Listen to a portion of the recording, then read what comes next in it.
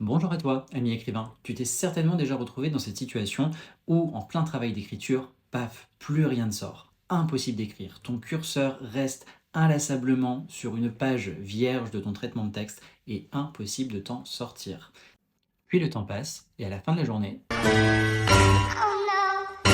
Oh no, no, no, no, no. comment peut-on lutter contre ce syndrome qu'on appelle communément le syndrome de la page blanche?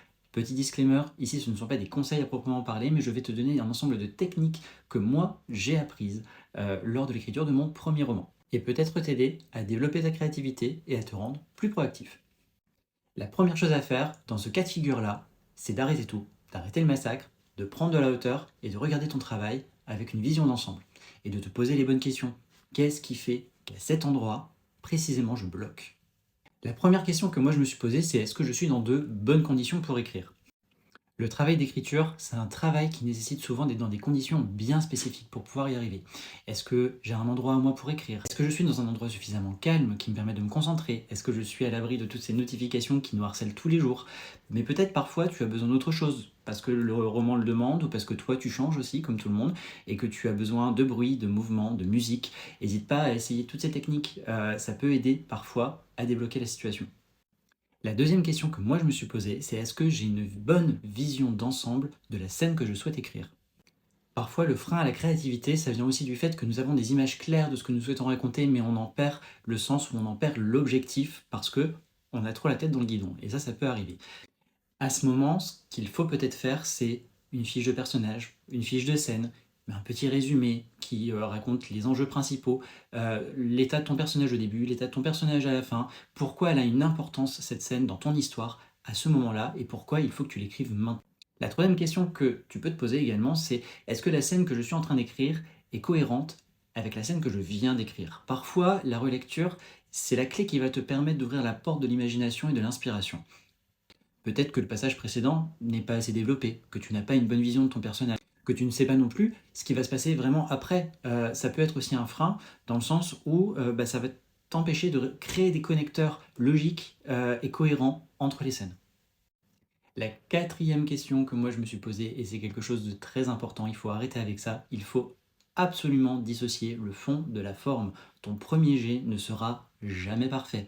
Écris comme ça devient, c'est ce que moi j'ai fait plein de fois, et quand je me suis relu, c'était une catastrophe. C'est normal, quand on écrit, on a souvent plein de choses en tête, on a souvent plein de tournures, plein de personnages, plein de phrases, plein de choses qui arrivent parce que la scène t'inspire, ou parfois pas du tout. Mais en tout cas, ce qu'il faut se dire, c'est que tu dois écrire comme ça vient, et pas chercher à faire tout de suite des belles tournures, ne pas faire de fautes, ce genre de choses. Ça viendra après. Il y a une deuxième étape qui est très importante dans l'écriture, c'est la correction. Et enfin, la dernière question que je me suis régulièrement posée quand je n'arrivais pas à écrire une scène, c'est est-ce que cette scène doit être écrite maintenant? Même s'il est important que cette scène apparaisse à cette étape de ton roman, peut-être que toi, tu n'es pas dans les bonnes conditions pour l'écrire, dans le bon état d'esprit, ou tout simplement parce que là, cette scène ne t'inspire absolument pas. Je pense sincèrement qu'on ne peut écrire un roman comme on le lit.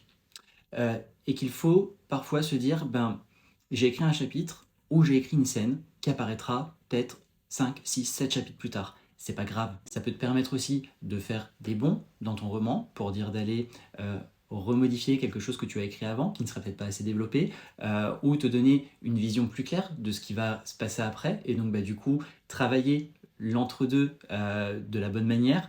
Voilà, c'est un peu tout ça qu'il faut aussi avoir en tête. Voilà, j'espère que cette première vidéo de retour d'expérience t'aura un petit peu aidé à y voir un peu plus clair si toi aussi tu te retrouves dans cette situation. N'hésite pas à mettre un petit j'aime, à t'abonner si besoin. Et si tu as d'autres techniques, toi, n'hésite pas à les dire aussi en commentaire, ça peut peut-être aider les autres. Voilà, bonne journée, à très bientôt!